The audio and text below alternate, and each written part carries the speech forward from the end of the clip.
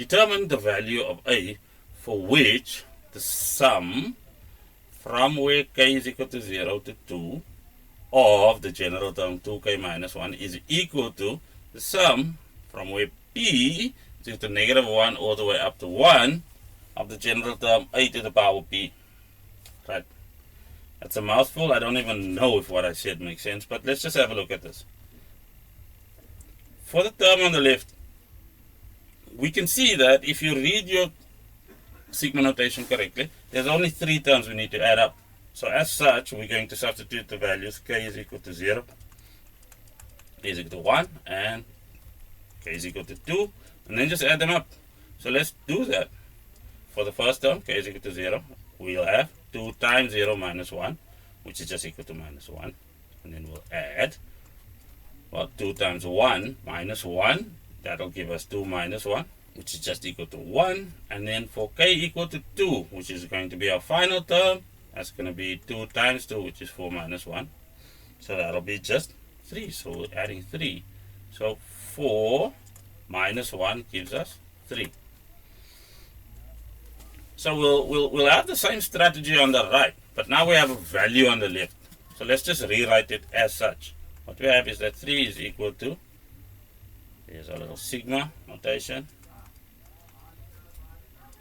and then a to the power p. So let's do the same distribution on the right that we did on the left right here.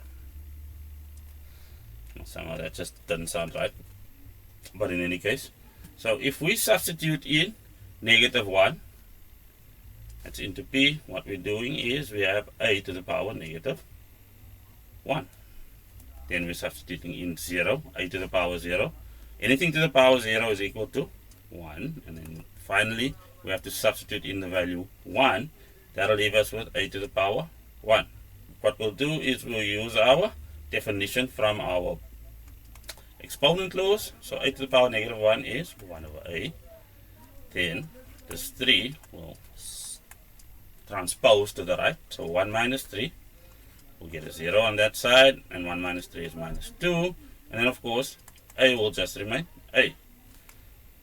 To this equation, we can now see, hey, there's a possibility of making it quadratic. So we'll multiply everything right through with a. Now remember, our a is not equal to 0, so we're fine. Or it can't equal 0.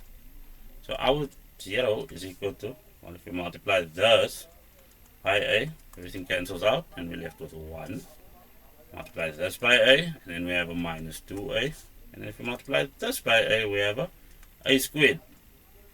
So whether you use the formula or whether you just factorize over here, what you'll see is you have duplicate factors. Lastly, a is equal to 1, or a is equal to 1. And that's it. That's the value of a. Thank you, sir. That'll be all.